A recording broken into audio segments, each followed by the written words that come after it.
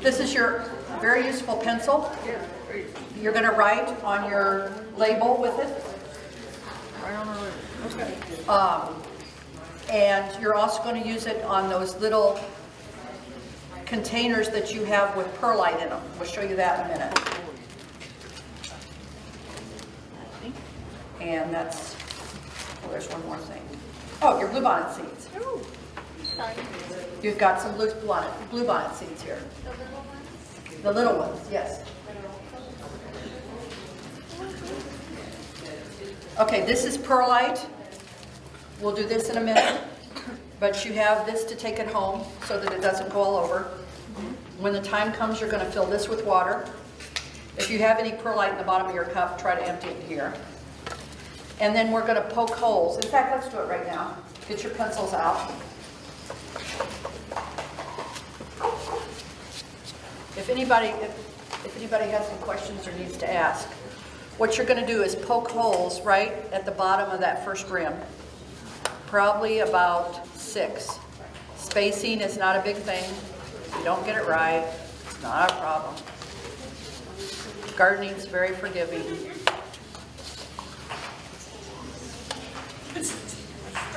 And then you're going to do a couple on the bottom. Let's do 4 on the bottom. Underneath, huh? If you want to go ahead, let's pour water in here, like this. Oh, no problem, no problem. And you can pass the gallon jug around. How much do we need? It's better to go with a smaller amount of water, and then when you need more, you can add it. And what you're going to do is put your perlite in there and hold it down for a couple minutes, and you'll actually see the water go down because it absorbs it. So pour a little bit more in up to those holes. And that way it'll be absorbing water. She needs some water. Okay, here, you can have this one. Oh, she said.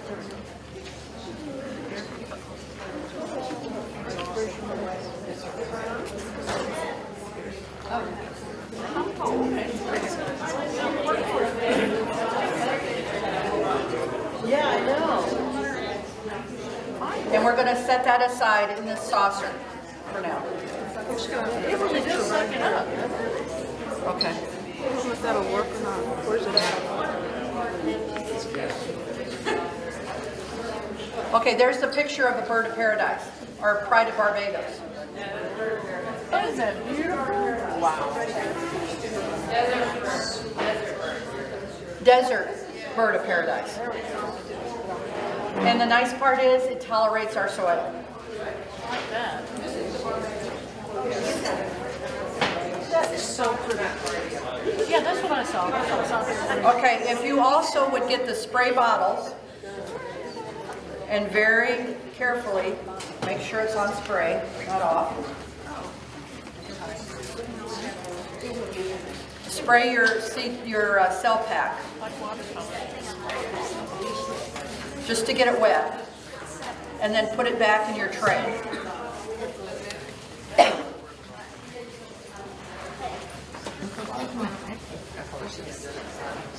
Here we go.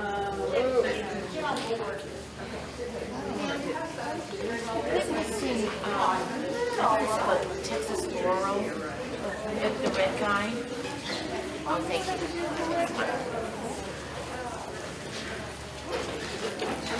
Look what I propagated already. Oh, wow. That's yours, right? Yeah, I did the one that brought that in.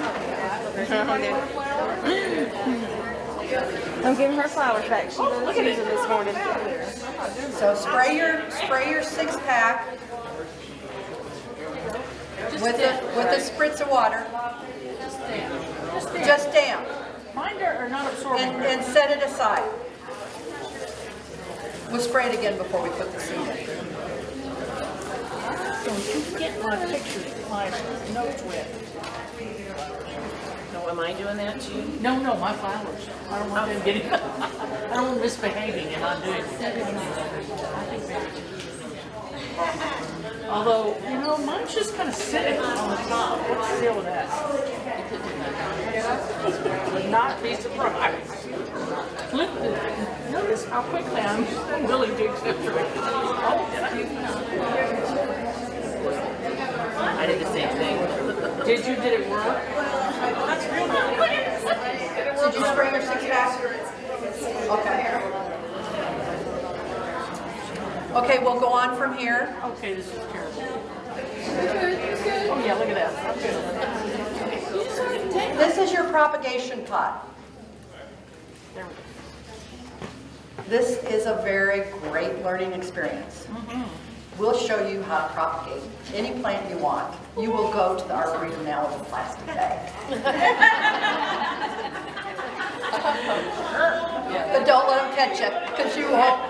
Don't let them catch you, is right. I have a very good friend who's a Dallas Master Gardener, and we went, there's two beautiful gardens in Weatherford. One is Clark's, and the other one is, I can't remember, they took a trip there.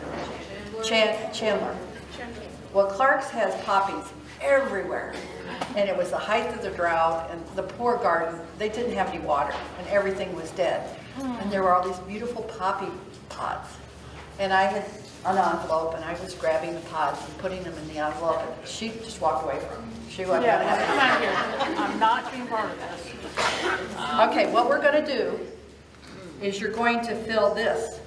If you look at it, we've put hot glue in it, the top and the bottom, and that's sealed. Okay, this is gonna be your water reservoir. You're gonna put it back, and you're gonna fill it halfway with water so it doesn't slosh out into your car on your way home. So just fill it halfway. And what happens is, because it's not coated, it's a porous container, it's gonna water this for you. You're not gonna have to disturb the soil I was wondering how that with work. spraying water. Yes. And there's a term for it, and they have very expensive pots in a lot of nurseries. This does the same thing.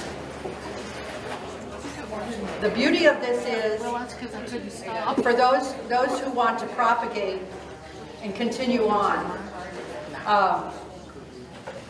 when you go to garage sales and stuff, a lot of people throw these pots away because they don't want the small ones. And I have collected a nice mix. Some are painted, they were their kids and they painted them. Their parents were selling them, and I use those in my greenhouse. That's clever. And I don't have a greenhouse, I did say that, I've got a shade house. We have wet the soil here, and we're gonna do our first item, which is the rosemary that you all got, okay? We're gonna go about 3/4 of the way up, put our fingers on the stem, and pull all that rosemary off. Pull it down, so you have a bare stem. You will see that part of the stem is green, part of it is woody. If you have one that's too woody, raise your hand and we can get you another one. But for the most part they're pretty green at the top. And just so you know, this is your souvenir from Myers Park. This came from our herb garden. The one thing that people talk about propagation that just is so neat, they'll talk about the things that they propagated. And one of the other things we propagate is Cuban oregano. And it just is really neat for people to say, I have so many bluebonnets in my yard now because we propagated those seeds. Or, I've got a big rosemary bush that, we propagated. So you're going to find where it gets green, you kind of might have to just kind of wiggle it a little. Use your knife. It gets green? At the top. No, at the top. Oh, okay.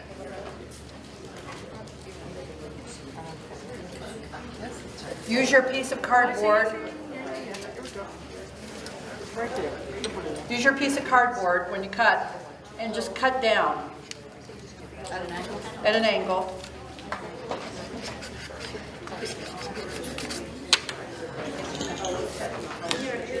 So that you're down to the green, okay? You're going to get your Q-tip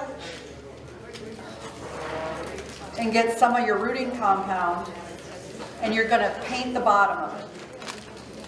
Is this right? I'm picking up, I think. Okay, Joanne will show you.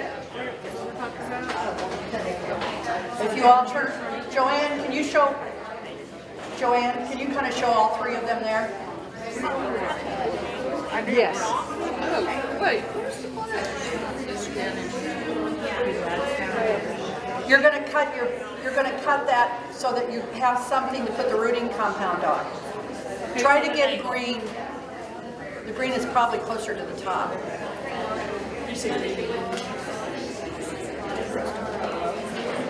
The rest of it is brown. Here it is. See?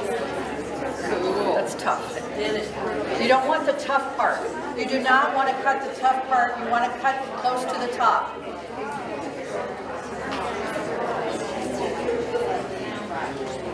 We're coming around to help you.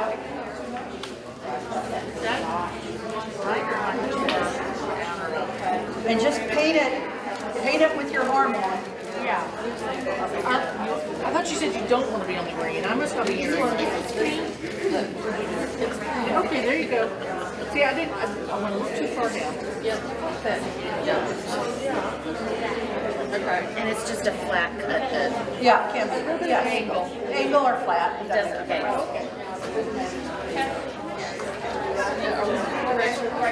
Go up a little higher. Go up higher.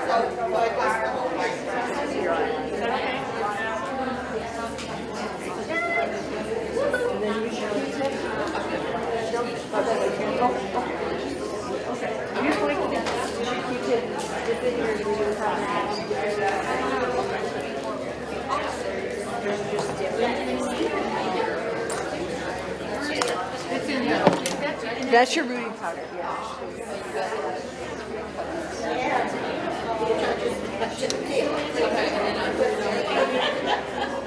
Just dip it in the. You want to use the Q-tip. You don't want to contaminate your rooting hormone. Oh, I got it. I just like It'll last a longer time. I'm gonna have to have a timeout. What was your question? Dip your Q-tip, yes. What you want to do is save your rooting compound. That's why you're using a Q-tip. Because that way you don't have any contaminants in your rooting compound. Okay, the other thing I would tell you, when you put it, what we're going to do is put it in your soil. But you want all of the energy to go to the rooting, not to the leaves. When you get home, don't do it with a razor now. You want to cut all your leaves in half. Okay? Everything we do, you're going to cut your leaves in half. Okay. Just to make it all the energy to go to the roots. So we're making roots. You're going to take your dibble, which is your pencil. This is your dibble. Okay? You're going to poke a hole in your soil, because if you push this down in the soil, all the rooting compound would end up at the top. You're going to put it in that hole. About as far down as you got the, just gauge it with your piece. Yes. And then put it in the soil and firm it over.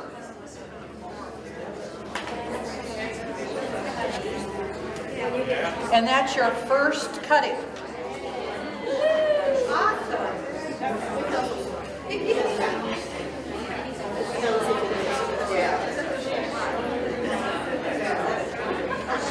Okay, this is going to be another, we're going to get some more to root.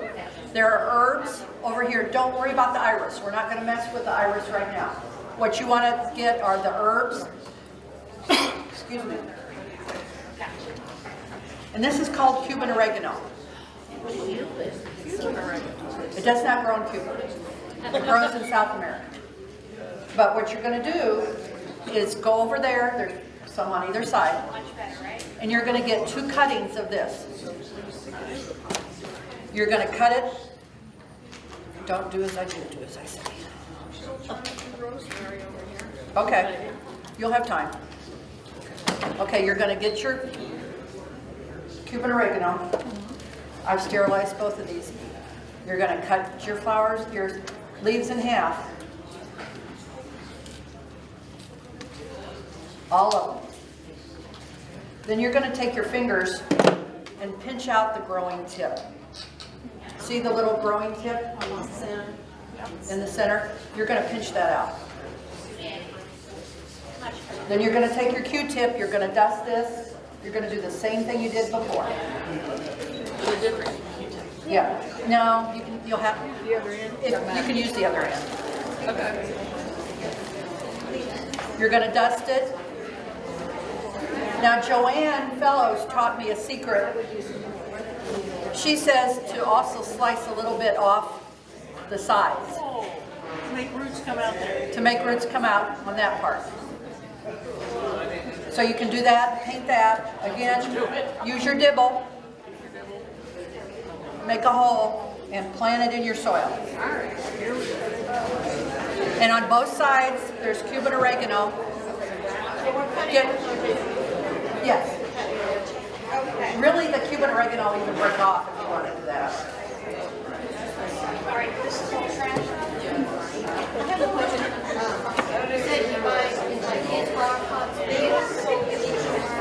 Yes. Yeah. I'll talk about it. Yes.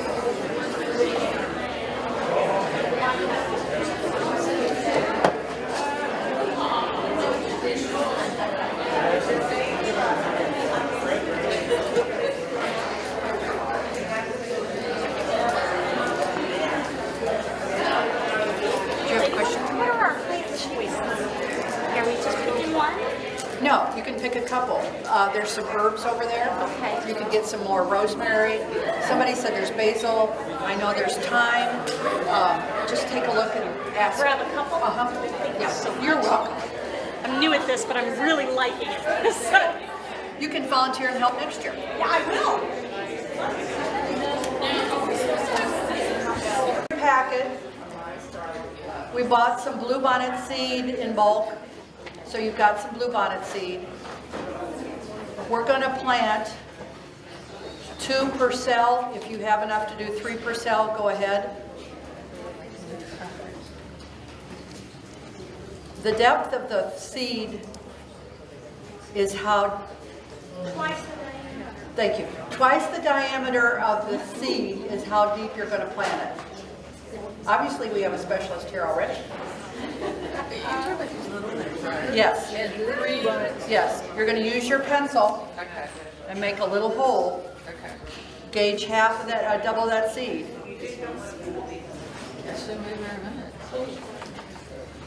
Wiggle your, dibble your pencil around. I am not.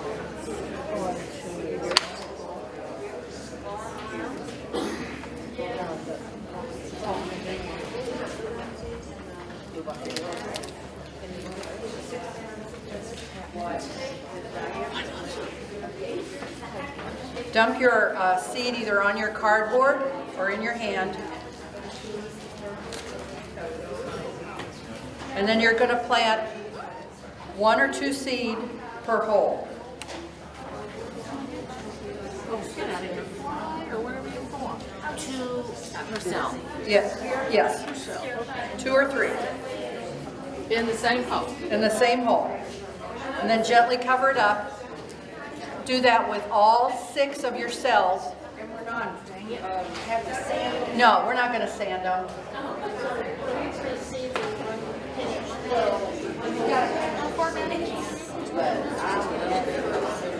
How many do you have?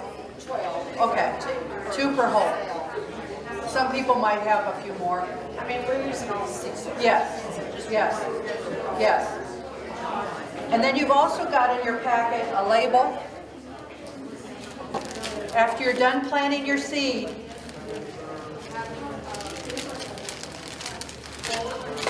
this is your label. Put the date, what it is,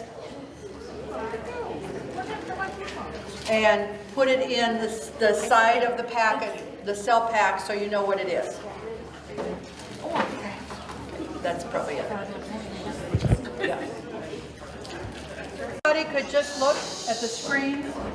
Sharon has mother-in-law's tongue, That's this part right here. and she's going to show you how to propagate that in your perlite. Okay.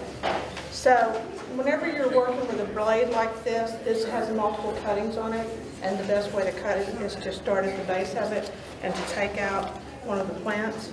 You're looking for a healthy one, so be sure to cut down low and get it. And then whenever you plant it, what you'll do is you'll lay it down and you'll start, I'm going to go a little bit wider right here, and cut. But to be careful, because whenever you're planting something, you don't want to plant it upside down. It's not put roots in. So the trick that they say to do with these plants like this, that you'll cut, and I'll cut it along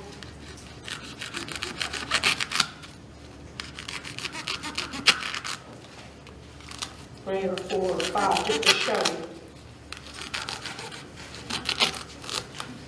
And you'll put a little nick in the base, just so that you know which part will be what you want to put into the soil or put into the perlite. So I'm nicking that. And basically, all you'll have to do then is just put it into the perlite. Do we need to dust it first or not? Well, good, yeah. Okay, if you want to, you can, but you don't have to. Right. Okay. Yeah, oh. Somebody took my cup, I just used it here. Okay, let me go ahead and make a couple more of these right here. And then we'll do that. Okay. And we'll just cover the base of this. And we'll cut off the leaves and hand them out. But you can start this. If you had a long tray, you could just go one, and just plant it like that, and that would hold it. And that's it. And there's no good stick. Can you see that? She put a little bit on the bottom. So that little bitty piece is all you need. That little bitty piece is all. Isn't that amazing? Little dabble piece. Got a lot of patience. It must take a long time. I started a begonia last year for class, and I finally was able to take it out and root it. Put it in soil about 2 months ago. But you can use this for African violets. Yes. Okay, so if any master gardeners have clippers, do you want to come and get? I believe. But that's what you'll do. Anytime you get any kind of cutting and you don't know which is top to bottom, it won't grow if you plant it upside down. You do have to plant it right there.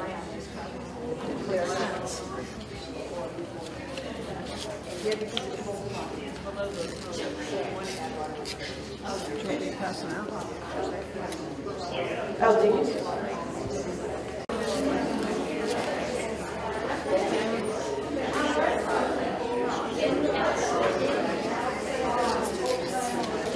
So do you go about halfway into the perlite? Into the perlite. Plant it about halfway. Sometimes when you add the water, if you've got that in touch with the perlite,